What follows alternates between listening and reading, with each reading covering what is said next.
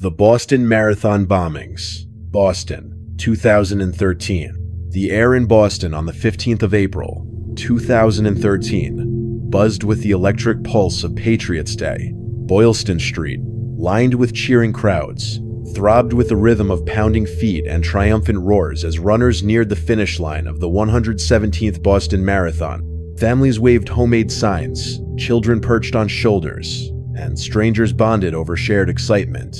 It was a moment of unity, a celebration of human endurance in a city that prided itself on resilience. But beneath this vibrant surface, a sinister plot was unraveling, one that would shatter lives and scar a nation. Two brothers, Tamerlan and Tsarnaev, moved silently through the throng, their backpacks heavy with homemade pressure cooker, bomb-screwed devices packed with shrapnel, designed to maim and kill. In their minds, this was retribution, a twisted act of vengeance against a country they believed had wronged their faith. What unfolded at 2:49 p.m. would plunge Boston into a nightmare, leaving 3 dead, hundreds wounded, and a city haunted by the specter of terror.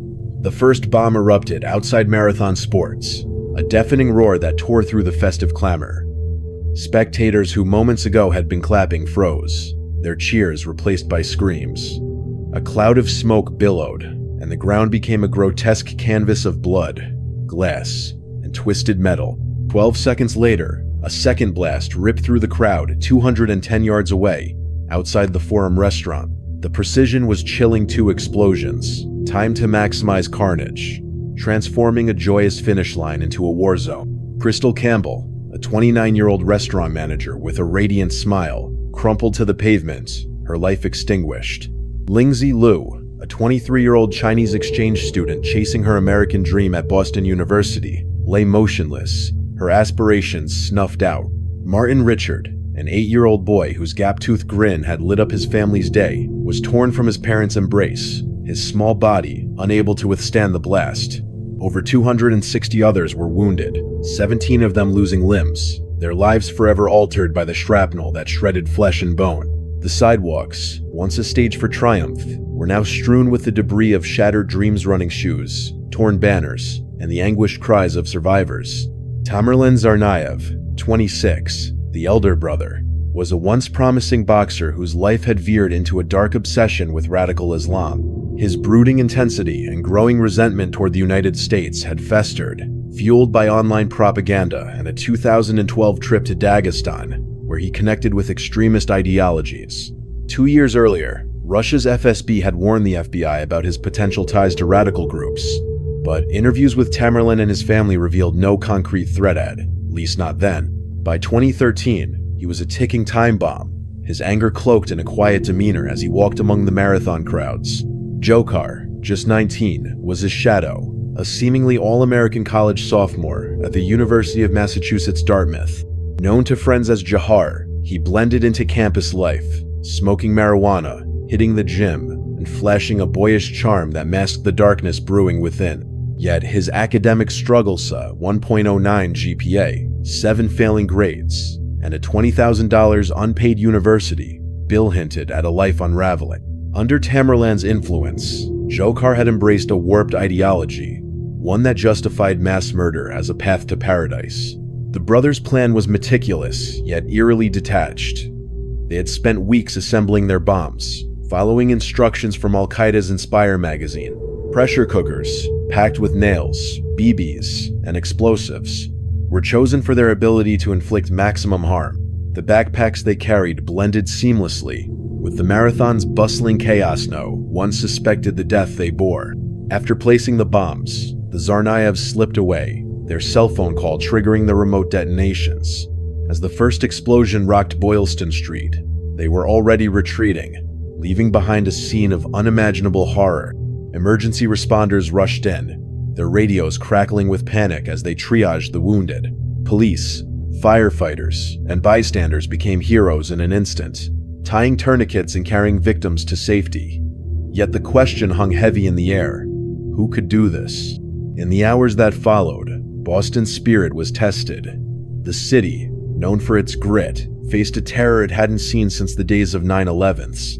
The FBI, sifting through grainy surveillance footage, zeroed in on 2 figures: Bomber 1, Tamerlan, in a dark cap and sunglasses, and Bomber 2, Dzhokhar, in a backward white cap and gray hoodie. The images, released 3 days later on the 18th of April, would spark a manhunt unlike any in modern history. But the Tsarnaevs weren't done. That night, their desperation spiraled into a deadly rampage. At the Massachusetts Institute of Technology, they ambushed 27-year-old officer Sean Collier, shooting him 6 times in his patrol car in a failed attempt to steal his weapon. The cold-blooded murder sent shockwaves through Cambridge, a grim prelude to the chaos that would engulf Watertown hours later. Dzhokhar's capture, after a citywide lockdown and a tense standoff, was both surreal and terrifying. Found hiding in a winterized boat in a Watertown backyard, bloodied and weak from gunshot wounds, he scrawled a chilling confession on the boat's interior. The bombings were payback for US. Wars in Iraq and Afghanistan, the victims mere collateral damage.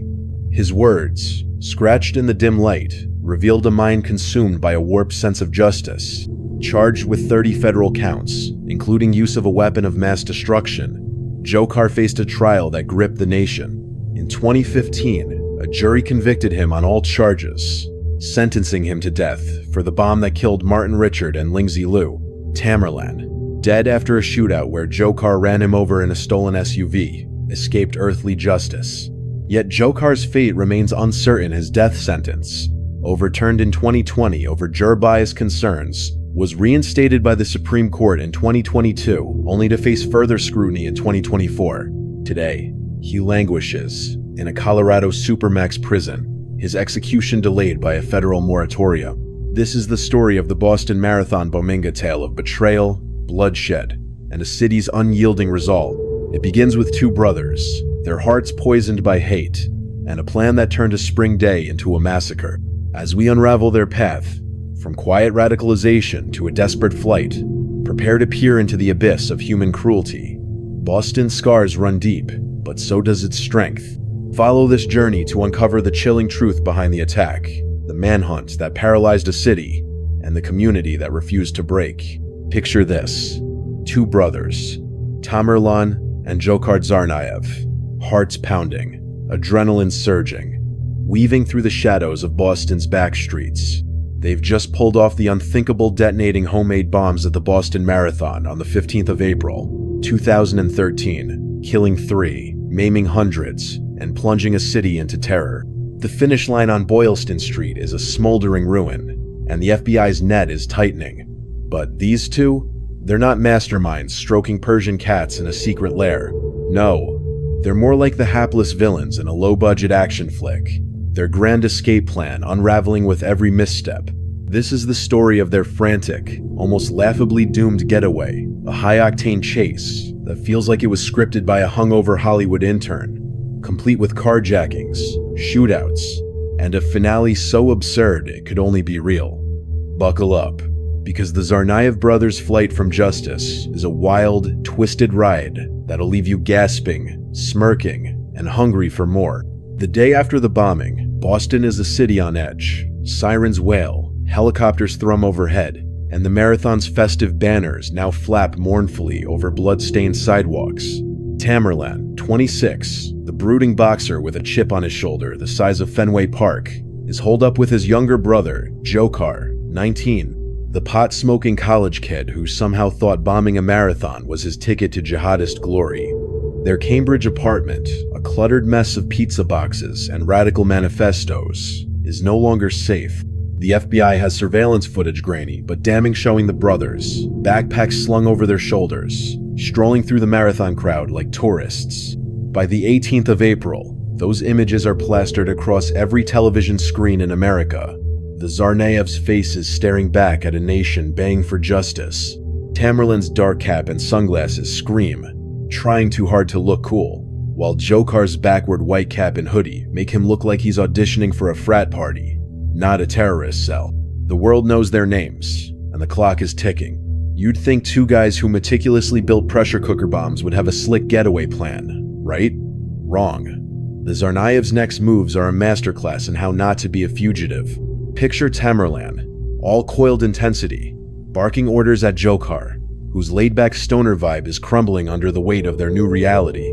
They need cash, guns, and a way out of Boston fast. But instead of slipping into the night like shadowy operatives, they bumble through a series of decisions so reckless, so comically ill-fated, that you almost forget they're cold-blooded killers. Almost. Their first bright idea? Head to a 7-Eleven in Cambridge. Yes, the same convenience store where college kids buy Red Bull and Doritos. Tamerlan, the guy who dreamed of striking fear into the heart of America, is now rummaging for snacks, while Dzhokhar loiters by the Slurpee machine, trying to look casual. It's the kind of scene that makes you wonder if they thought fugitive just meant guy who buys bad coffee at 2 a.m. But the real chaos kicks off late on the 18th of April, when the brothers decide they need a gun. Not just any gun, someone else's gun. Enter Sean Collier, a 27-year-old MIT police officer with a warm smile and a passion for serving his community. Sean's sitting in his patrol car on the MIT campus, unaware that he's about to become the next target in the Tsarnaev spiraling disaster. Around 10:20 p.m., the brothers creep up. Their plan as half-baked as their bombs were deadly. They want Sean's service weapon, a holstered .40 caliber Glock. But there's a problem. Sean's holster has a retention system, a security feature that makes it nearly impossible for anyone but the officer to draw the gun. Did the Tsarnaevs know this? Of course not. Did they have a plan B? Nope. So, in a move that screams, we watched one too many crime movies. They shoot Sean 6 times twice in the head, 4 times in the torso right through the car window. The young officer, who loved hiking and dreamed of joining the Somerville Police Department, slumps lifeless, his blood pooling in the quiet Cambridge night. The Tsarnaevs fumble with the holster, realize they can't get the gun, and flee empty-handed. Their first major post-bombing crime is a brutal, pointless murder that nets them nothing but more heat. The tension is electric now. Cambridge is waking up to the sound of sirens, and the brothers are running out of options. They need a car, and they need it now. Enter Dun Meng, a 26-year-old Chinese entrepreneur who's about to have the worst night of his life. Dun's driving his black Mercedes SUV through Watertown when Tamerlan, all menace and desperation, forces his way into the vehicle at a traffic light. It's around 12:15 a.m. on the 19th of April, and what follows is a carjacking so bizarre it feels like a fever dream. Tamerlan, brandishing a handgun, orders Dun to keep driving, while Dzhokhar follows in a green Honda Civic, the brothers' own car, which they're too dumb to ditch. Tamerlan, in a moment of chilling bravado, brags to Dun, "Did you hear about the Boston explosion?" "I did that." Dun, terrified but sharp, is now a hostage in his own car, his mind racing for a way out. The brothers demand cash, so they stop at an ATM in Watertown. Dzhokhar, tasked with withdrawing money using Dun's card, fumbles the transaction because, apparently, even basic banking is beyond these guys. Dun, sensing his moment, bolts from the SUV at a gas station, sprinting to a nearby mobile station where he begs the clerk to call 911. His escape is a heart-pounding triumph, a fleeting victory in this dark saga. Now the stage is set for the grand climax, the Watertown shootout, a scene so chaotic it could have been ripped from a Michael Bay movie if Michael Bay had a budget of $12 and a grudge against logic. It's just after midnight on the 19th of April, and the brothers, now in Dun's stolen Mercedes, are cornered on Laurel Street, a quiet residential block in Watertown. Police, tipped off by Dun's 911 call, swarm the area. What follows is less a tactical standoff and more a fireworks show gone horribly wrong. Tamerlan and Dzhokhar, armed with a single handgun and their remaining homemade bombs, decide to go out in a blaze of glory. They hurl pipe bombs and a pressure cooker bomb at the cops, the explosions lighting up the night like a twisted 4th of July. Bullets fly over 300 rounds in total, with police firing back in a deafening cacophony. Residents peek through curtains, their suburban street now a war zone. Tamerlan, screaming and shooting, charges toward the officers, his ammo running low. Dzhokhar, ever the loyal sidekick, scrambles to reload their bombs. But here's where it gets darkly absurd. Tamerlan runs out of bullets and is tackled by police. As officers wrestle him to the ground, Dzhokhar, in a panic, jumps into the stolen Mercedes and floors it straight toward the scrum. In a twist no one saw coming, he runs over Tamerlan, his own brother, dragging him 20 feet before speeding off. Tamerlan, the mastermind, is left broken and bleeding, pronounced dead at Beth Israel Deaconess Medical Center at 1:35 a.m. Dzhokhar, now alone, ditches the SUV and vanishes into the night. The aftermath is a feverish blur. Boston wakes to a citywide lockdown on the 19th of April, an unprecedented shelter-in-place order, turning streets into ghost towns. SWAT teams comb Watertown, helicopters buzz overhead, and 9,000 law enforcement officers hunt for a 19-year-old who's somehow outwitted them all for now. The Tsarnaev's escape, if you can call it that, is a masterwork of incompetence. A murdered cop, a botched carjacking, a brother run over by his own sibling. It's as if they thought they were starring in The Fast and the Furious but ended up in a tragic episode of America's Dumbest Criminals. Yet the stakes are deadly real. Dzhokhar is still out there, wounded, desperate, and dangerous. As the manhunt intensifies, the question burns: where is he hiding? The answer, as you'll soon discover, is stranger than fiction of final act. So surreal, it'll leave you reeling. Stay tuned for the hunt that paralyzed a city and the boat that became a killer's last stand. The sun rises over Boston on the 19th of April, 2013, but the city is no longer the vibrant hub of Patriots Day. It's a ghost town, locked down under an unprecedented shelter-in-place order. Streets once alive with marathon cheers are eerily silent, save for the wail of sirens and the thrum of Black Hawk helicopters slicing through the gray dawn. The Boston Marathon bombing has left 3 dead, hundreds wounded, and a nation reeling. Tamerlan Tsarnaev, the mastermind, is dead run over by his own brother in a botched Watertown shootout that could have been ripped from a tragic action flick. But Dzhokhar Tsarnaev, the 19-year-old college kid turned terrorist, is still out there, a phantom slipping through the cracks of a city on high alert. The FBI, SWAT teams, and 9,000 law enforcement officers are hunting him, their radios crackling with urgency. Every shadow, every alley, every creek in the night could be him. This is the climax of the Boston Nightmare manhunt that paralyzes a metropolis, a chase that grips the world, and a final standoff so bizarre it feels like fate itself scripted the ending. Brace yourself for a pulse-pounding ride through a city holding its breath, where one wrong move could ignite chaos, and one sharp-eyed citizen will change everything.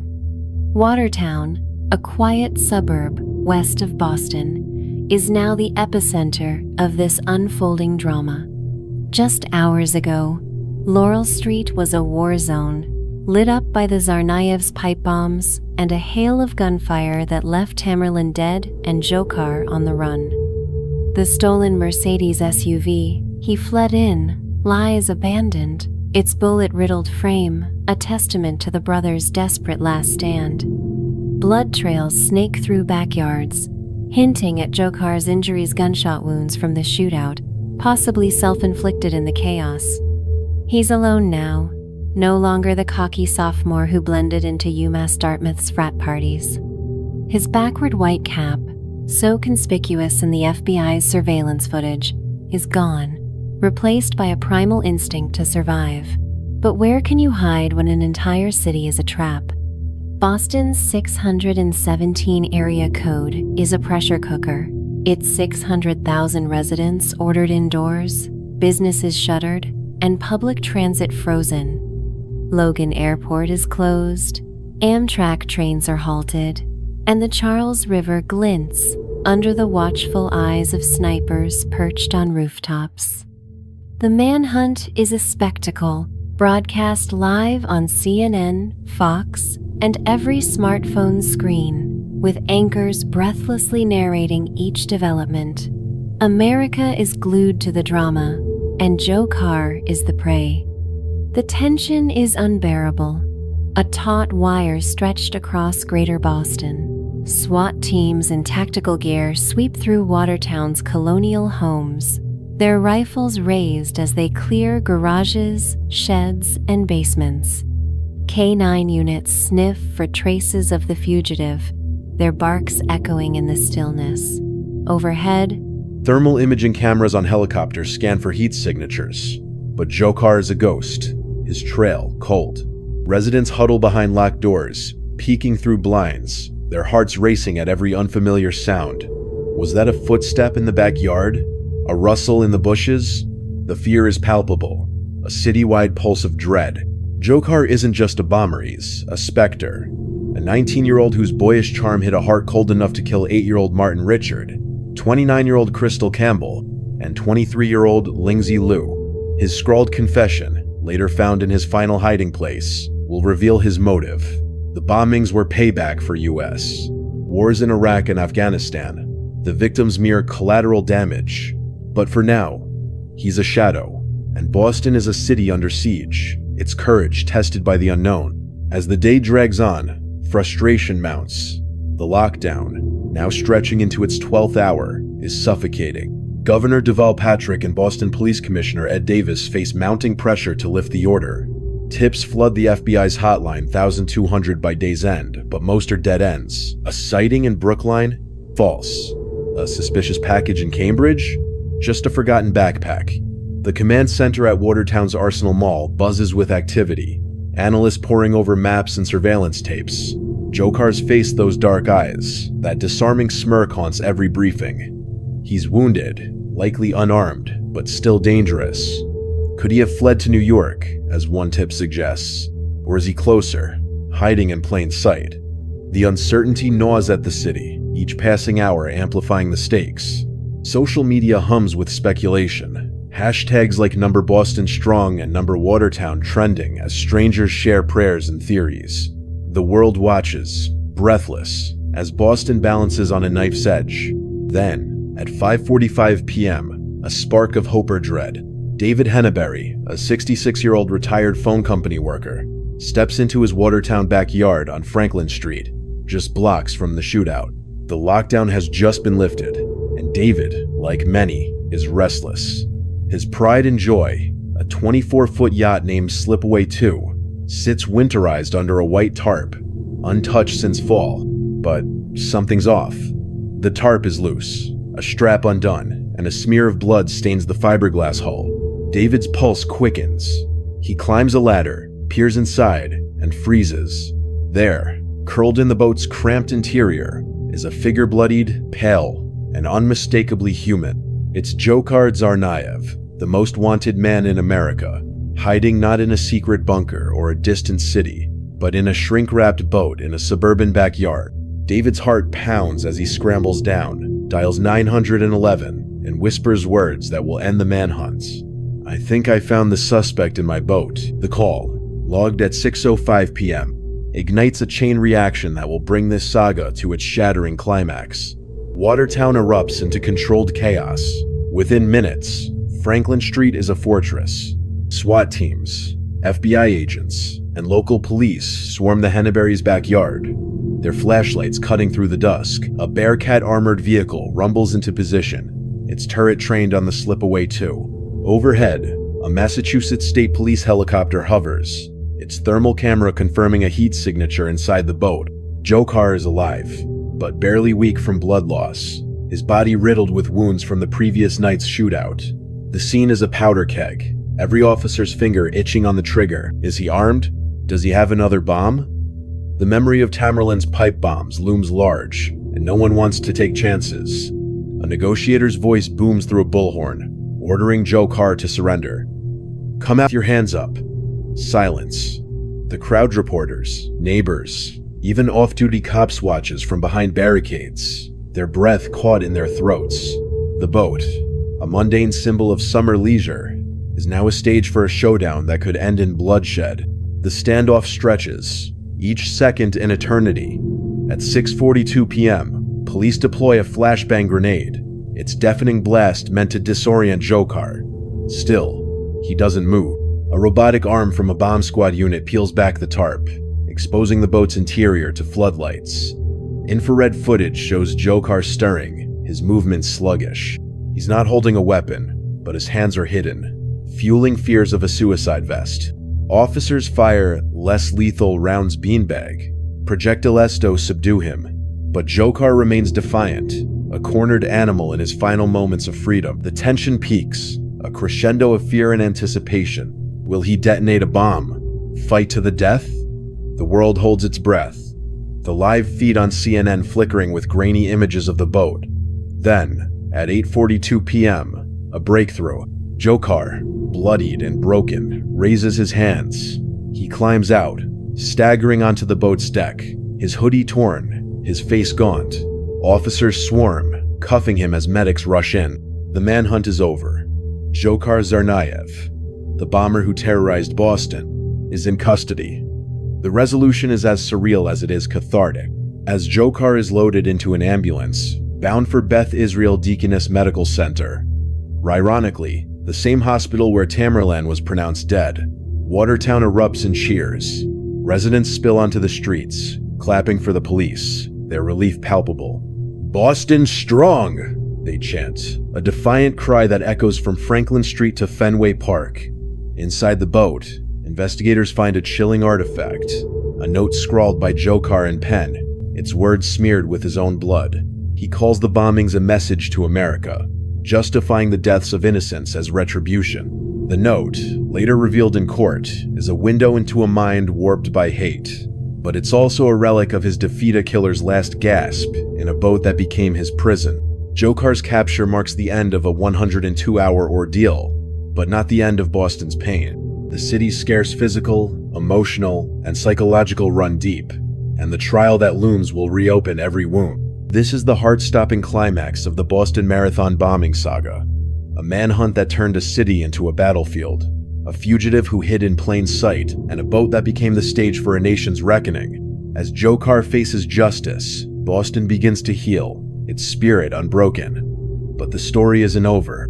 Stay tuned for the final chapter, where a city rises from its ashes, proving that even in the face of terror, hope can burn brighter than fear. The dust settles on Watertown's Franklin Street, but Boston's heart still races. It's the 19th of April, 2013, and Dzhokhar Tsarnaev, the 19-year-old who turned the Boston Marathon into a killing field, is in custody, pulled bloodied and broken from a backyard boat. His brother Tamerlan, the brooding mastermind, lies dead, a casualty of their own reckless flight.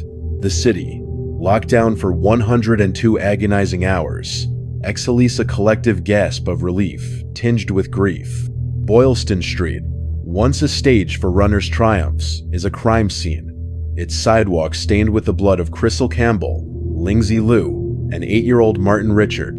Over 260 others bear scars, some missing limbs, others haunted by nightmares of that fateful 2:49 p.m. explosion. Yet Boston, a city forged in revolution and resilience, refuses to bow. This is the final act of the marathon bombing saga, or is it? As the city heals, a trial looms, justice hangs in the balance, and questions linger like smoke in the air. What drove the Tsarnaevs to such darkness? Will Boston ever truly recover? And what secrets remain untold?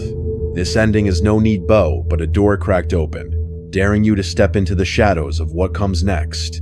Stay tuned, because the story's next chapter waits just beyond the horizon, and you won't want to miss it. The days after Dzhokhar's capture are a blur of mourning and defiance.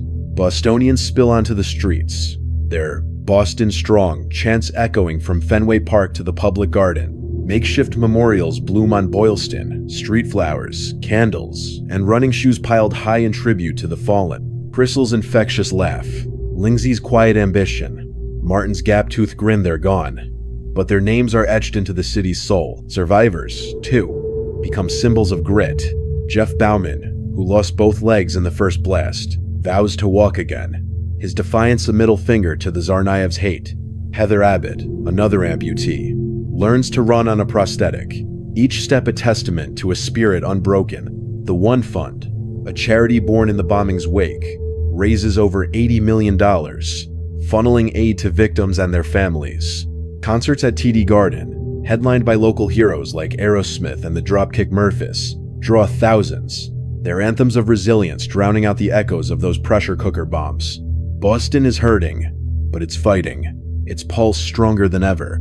Yet beneath the rallies and hashtags, a darker current flows. The FBI's investigation, codenamed Operation C, peels back the Tsarnaevs' lives, revealing a chilling descent into extremism. Tamerlan, 26, was no stranger to rage. A former Golden Gloves boxer, he'd spiraled after his U.S. citizenship bid stalled and his boxing dreams fizzled. By 2011, he was devouring Al-Qaeda's Inspire magazine, its bomb-making tutorials, a blueprint for the 15th of April attack. Russia's FSB had warned the FBI about him in 2011, flagging his ties to Chechen radicals during a 2012 trip to Dagestan. The FBI interviewed him, found nothing actionable, and let him slip through. Dzhokhar, the All-American sophomore, was Tamerlan's shadow. His 1.09 GPA and $20,000 unpaid UMass Dartmouth bill signs of a life adrift. Friends recall his easy smile, his late-night FIFA games, but none saw the hate brewing fueled by Tamerlan's rants and online jihadist propaganda. The brothers' bombs, built in their Cambridge apartment, were crude but lethal, packed with nails and BBs to maximize carnage. Dzhokhar's scrawled boat confession, found smeared with his blood, is a gut punch. The US government is killing our innocent civilians. I can't stand to see such evil go unpunished.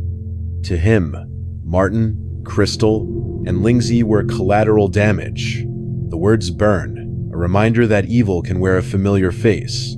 The trial, when it comes, is a crucible. On the 5th of January, 2015, Dzhokhar Tsarnaev steps into Boston's Moakley Federal Courthouse, his boyish features hardened by nearly 2 years in custody, charged with 30 federal counts, including use of a weapon of mass destruction. He faces a courtroom packed with survivors, victims' families, and a nation watching live. The prosecution, led by Assistant U.S. Attorney William Weinreb, paints a damning portrait. Dzhokhar wasn't a brainwashed pawn, but a willing killer, smirking as he planted his bomb near Martin Richards' family. Evidence piles up surveillance footage, the boat confession, even tweets Dzhokhar posted hours after the bombing. Ain't no love in the heart of the city. Stay safe, people. The gall is infuriating, his nonchalance a slap to Boston's wounds. Survivors take the stand, their stories wrenching. Roseanne Stoya, who lost her right leg, recounts crawling through blood-soaked chaos. Bill Richard, Martin's father, chokes back tears as he describes shielding his son's body, knowing he was gone. The courtroom weeps, but Dzhokhar stares blankly, his eyes cold, his silence deafening. The defense, led by Judy Clark, tries to humanize him. Dzhokhar was a good kid, they argue, radicalized by Tamerlan's domineering influence. They paint him as a lost teen, adrift in a broken family, his parents divorced, his mother Zubaydah spiraling into extremism. Classmates testify to his kindness, his love for wrestling, but the jury isn't swayed. On the 8th of April, 2015, after 11 hours of deliberation, they convict him on all 30 counts. The penalty phase is even more grueling. Prosecutors demand death, citing the heinous nature of the crime, targeting a marathon, a symbol of joy, and killing a child. The defense pleads for life without parole, arguing execution would martyr him to jihadists. Victims' families are torn. Bill Richard begs for life, fearing death would prolong their pain through appeals. Crystal's mother, Patricia, wants him gone. On May 15, 2015, the jury delivers its verdict. Death for 6 counts, including the murders of Martin and Lindsay. Dzhokhar, now 21, shows no emotion as the gavel falls. Boston exhales, but the victory feels hollow. Justice is served, yet the scars remain. The trial's aftermath is a roller coaster.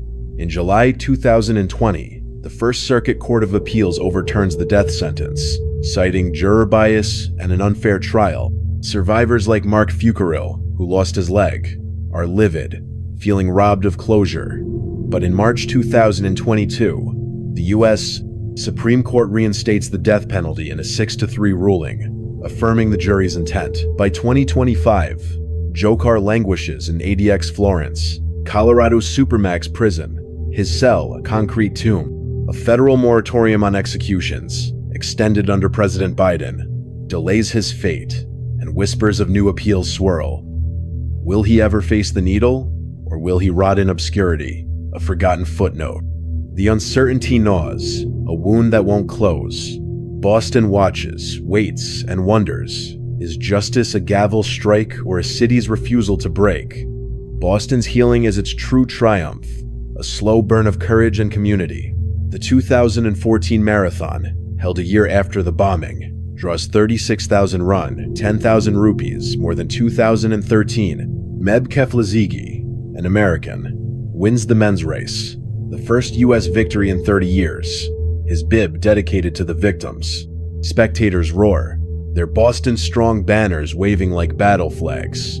Survivors like Celeste Corcoran, who lost both legs, walk again. Their prosthetics, a badge of defiance. Memorials rise, a permanent one on Boylston Street, unveiled in 2019, with pillars honoring the dead. Yet the pain lingers. First responders battle PTSD. Families like the Richards live with absence. The city's spirit, though, is a fire that won't die. From Southie Bars to Harvard Square, Bostonians toast to survival, their laughter a rebellion against fear. But the story doesn't end here. Questions haunt the edges of this tale. What of the Tsarnaev's family Zubeidat, now in Dagestan, still defending her sons? What of the FBI's missed warnings, the what-ifs that could have stopped the 15th of April? And what of Dzhokhar, alone in his cell, his fate a pendulum swinging between life and death? Boston stands tall, but the shadows of that day stretch long, whispering secrets yet to be uncovered. This isn't closure, it's a pause, a breath before the next chapter. Want to know what lies beyond? Follow my channel for the next installment, where the untold truths of Boston's scars and Dzhokhar's final reckoning await. The story's not over, and you won't believe what's coming.